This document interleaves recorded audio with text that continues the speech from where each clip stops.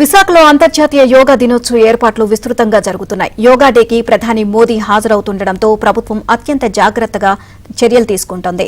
RK beach వద్ద ప్రధాని వేదికగా ఏర్పాట్లు చేస్తున్నారు. ప్రధాని పర్యటనతో ఆర్కే బీచ్ నుంచి పార్కు హోటల్ జంక్షన్ వరకు ఆంక్షలు కొనసాగుతున్నాయి.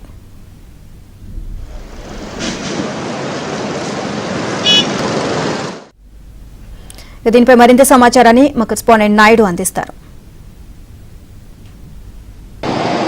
అంతర్జాతీయ యోగా దినోత్సవ వేడుకలు జరిపేందుకు విశాఖపట్నం పూర్తి స్థాయిలో సిద్ధమవుతుంది. యోగాంధ్ర పేరుతో ఆంధ్రప్రదేశ్ ప్రభుత్వం ప్రతిష్టాత్మకంగా చేస్తుంది. ఈ కార్యక్రమానికి నరేంద్ర మోదీ స్వయంగా ఇక్కడికి హాజరు కాకపోతున్నారు.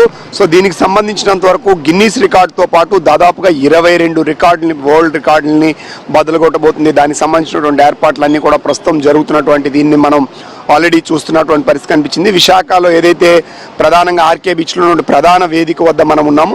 సో ఇక్కడి నుంచే ప్రధానంగా నరేంద్ర మోదీ అలాగే చంద్రబాబు నాయుడు ఇదే ప్రాంతంలో యోగా చేయనున్నారు. దీనికి సంబంధించినంత వరకు కూడా ప్రత్యేక ఏర్పాట్లు చేస్తున్నారు.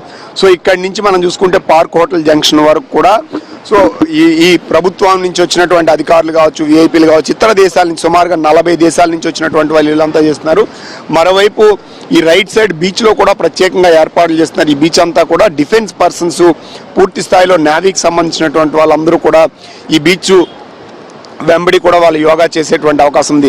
మరోవైపు మనకి ఈ లెఫ్ట్ సైడ్ ఏదైతే రోడ్డు మార్గం కనిపిస్తుందో ఈ రోడ్డు మార్గం అంతా కూడా మ్యాట్ వేస్తున్నారు. సుమారుగా 11,336 మంది ఓన్లీ ఈ పైన మాత్రమే ఇక్కడ ఈ స్ట్రెచ్లో, ఎంటైర్ స్ట్రెచ్లో, బీచ్ స్ట్రెచ్లో వాళ్ళంతా కూడా యోగా చేసేందుకు ఏర్పాట్లు చేస్తున్నారు. ఇక్కడి నుంచి మొదలుకొని మనం చూసినట్లయితే భీమిలి వరకు కూడా సుమారుగా 30 కిలోమీటర్ల మేర యోగా చేసేందుకు ఏర్పాట్లు చేశారు. మరోవైపు ఇక్కడి నుంచి ఎక్కడ కనెక్టివిటీ దెబ్బతినకుండా ఇక్కడి నుంచి నేరుగా మనం చూస్తే ఆంధ్ర యూనివర్సిటీలో గ్రౌండ్లో సుమారుగా ఒక 25,000 మంది వరకు కూడా చేయడానికి ఏర్పాట్లు చేసినటువంటి పరిస్థితి అయితే మనకి కనిపిస్తుంది.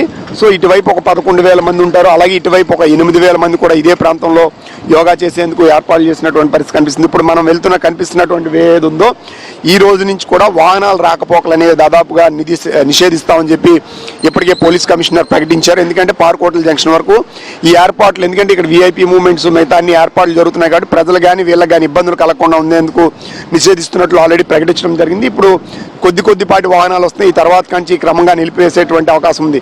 అలాగే 19వ తారీఖు నుంచి పూర్తి స్థాయిలో బీచ్ రోడ్ అంతా కూడా పూర్తి స్థాయిలో ఆంక్షలు కొనసాగితే ప్రజలు ఎవరు ఈ వైపుగా రాకూడదని చెప్పి పోలీస్ అధికారులు చెప్పినటువంటి పరిస్థితి కనిపిస్తుంది. 326 బ్లాకులని ఎంటైర్ స్ట్రెచ్లో ఇప్పుడు మనం కానీ చూసినట్లయితే ఈ స్ట్రెచ్ మొత్తం కలిపితే 326 బ్లాక్స్ని ఏర్పాటు చేశారు. అంటే సుమారుగా ఒక్కొక్క బ్లాక్లో 1000 మంది ఉండడం జరుగుతుంది. ఈ ఎంటైర్ స్ట్రెచ్లో సుమారుగా 3.5 లక్షల మంది ఒకే వేదికగా, అంటే ఎక్కడ కనెక్టివిటీ దెబ్బతినకుండా పూర్తి స్థాయిలో ఏర్పాట్లు చేసినటువంటి పరిస్థితి కనిపిస్తుంది. విశాఖ మొత్తం చూసుకుంటే 5 లక్షల మంది యోగా చేసేందుకు ఏర్పాట్లు చేస్తున్నారు.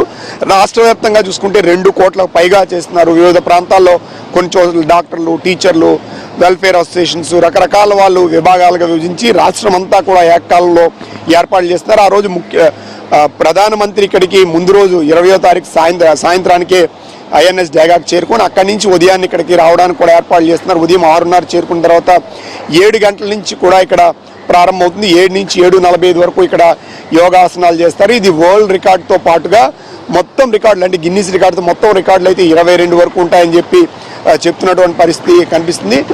ఖచ్చితంగా యోగా అనేది మన సంస్కృతిలో భాగం. దాన్ని జీవితంలో భాగస్వామిగా చేస్తే సో ఆరోగ్య సమస్యలు తొలగిపోవడంతో పాటుగా ఖచ్చితంగా ఆరోగ్య ఆంధ్రప్రదేశ్ని సాధించడానికి ఇది ఉపయోగపడుతుంది.